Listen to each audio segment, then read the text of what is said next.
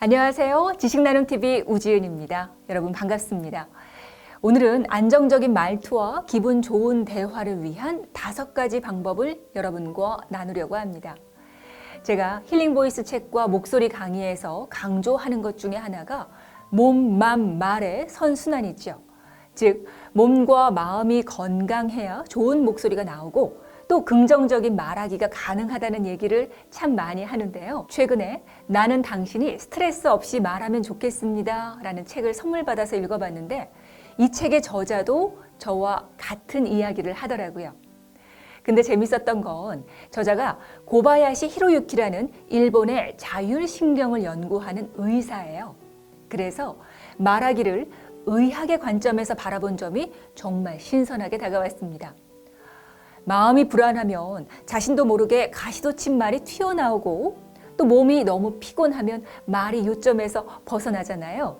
즉, 기분과 몸의 컨디션에 따라서 그때그때 다른 말투가 나오곤 하는데 이런 말투를 좌우하는 것은 다름 아닌 자율신경이다라고 얘기하는 점이 새로웠습니다. 자율신경은 여러분 아시는 것처럼 우리가 자는 동안 호흡을 조절한다든지 더우면 땀을 배출해서 체온을 내린다든지 또 눈이 부시면 눈을 감는다든지 이런 걸 조절하는 게 바로 자율신경이 하는 일인데 무엇보다도 자율신경의 가장 중요한 역할은 혈류, 즉 혈액의 흐름을 컨트롤하는 거라고 해요. 우리 몸은 37조 개의 세포로 형성이 되어 있는데 이 세포 하나하나에 영양분과 산소가 골고루 공급되어야 건강을 유지할 수 있지요. 그 기능을 맡은 것이 혈류이고 혈류를 컨트롤하는 것이 자율신경이라고 합니다. 그래서 자율신경이 바로 잡히면 혈액의 흐름이 좋아지고 그러면 뇌를 비롯한 몸속 모든 세포에 산소와 영양분이 고루 미쳐서 결국은 말투가 안정되고 대화를 기분 좋게 이끌어갈 수 있다는 얘기예요. 반대로 자율신경의 균형이 흐트러지면 분위기 파악을 못해서 실수를 저지르거나 상대방에게 상처를 주는 잘못된 말투를 쓰게 되죠. 그리고 말투와 자율신경은 서로 계속 영향을 주고받기 때문에 좋지 않은 말투를 쓰면 그것이 나의 자율신경은 물론 상대의 자율신경도 망가뜨립니다. 그러면 대화가 당연히 원활하지 않겠지요? 그래서 안정적인 말투와 기분 좋은 대화를 위한 핵심 방법에 대해서 책에 있는 내용을 기반으로 제 생각을 덧붙여서 간략하게 5가지로 정리를 해봤습니다. 첫 번째는 깊이 호흡하면서 천천히 말하는 겁니다. 실제로 기계로 측정을 해보면 호흡이 얕을 때는 혈류가 나빠지고 반대로 호흡이 깊어지면 혈액의 흐름이 좋아진다고 해요. 산소와 영양분이 잘 공급이 되어서 머리와 몸이 맑아지고 자신의 역량을 충분히 발휘할 수 있는 상태가 되는 거죠.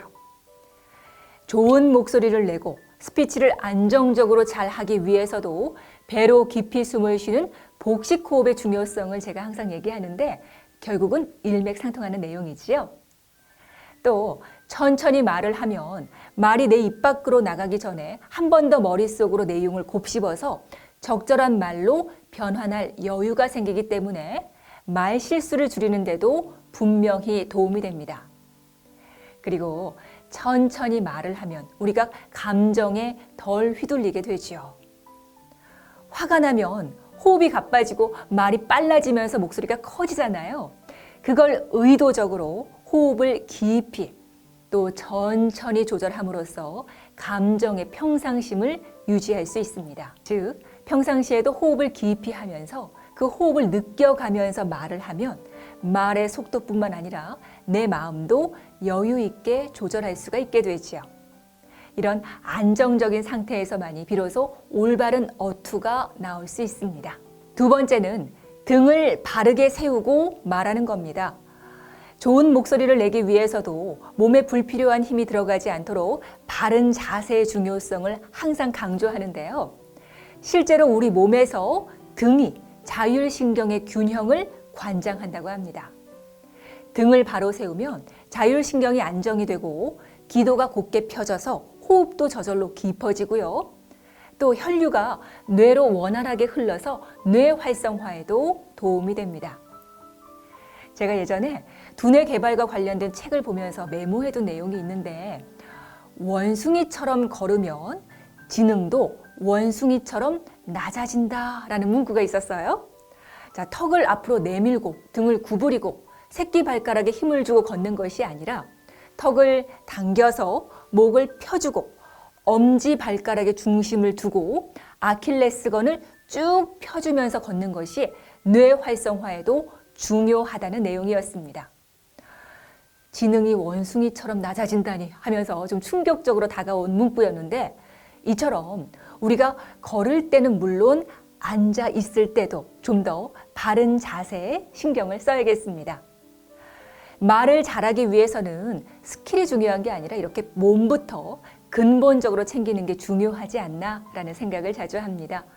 건강한 몸에서 건강한 마음과 말이 나온다는 점을 기억하셨으면 좋겠어요. 세 번째는 웃는 얼굴로 말하는 겁니다. 지난번 영상에서도 미소 짓는 표정과 목소리의 연결성을 언급했는데요. 의학적인 관점으로 보면 웃는 얼굴로 말을 하면 부교감 신경의 작용이 활발해져서 자율신경의 균형이 바로 잡힌다고 합니다. 신기한 건 억지 미소도 측정해 보면 똑같은 결과가 나온다고 해요. 그래서 억지 미소라도 좋으니까 의식적으로 입꼬리를 올려서 말을 하면 나의 자율신경도 균형 잡히게 되고, 즉 건강해지고 나와 대화하는 상대방도 나의 웃는 모습을 통해서 자율신경이 바로 잡힐 수 있습니다. 그래서 우리가 말을 할 때 내 말의 메시지뿐만 아니라 내 말투와 표정, 태도가 상대에게 어떤 영향을 미칠 것인가 늘 깨어있는 상태에서 인지하면서 말할 필요가 있겠습니다. 네 번째는 긍정적으로 말하는 겁니다. 우리가 막 화가 날 때 젠장 정말 짜증나 라고 말할 때 있죠. 그러면 그 순간 짜증이 증폭이 되면서 교감신경이 급격히 높아지고 자율신경의 균형이 흐트러진다고 해요. 또 그런 내 말을 듣는 상대도 똑같이 영향을 받습니다. 그래서 어떤 부정적인 상황이 닥쳐도 불평을 늘어놓는 것보다는 이미 일어난 일인데 어쩌겠어. 앞으로 잘하면 돼. 괜찮아. 하면서 긍정적으로 받아들이고 또 의식적으로 긍정적인 언어를 쓰는 것이 중요합니다.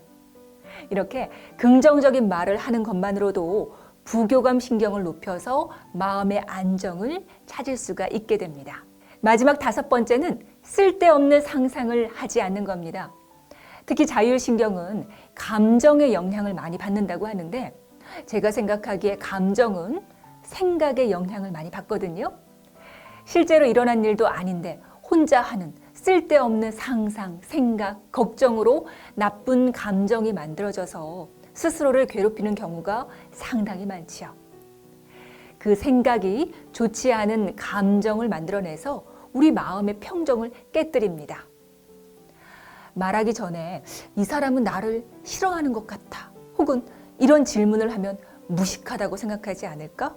이런 쓸데없는 생각에 사로잡혀서 질의 소통을 막지 않도록 유의해야겠습니다. 자, 안정적인 말투와 기분 좋은 대화를 위한 5가지 방법.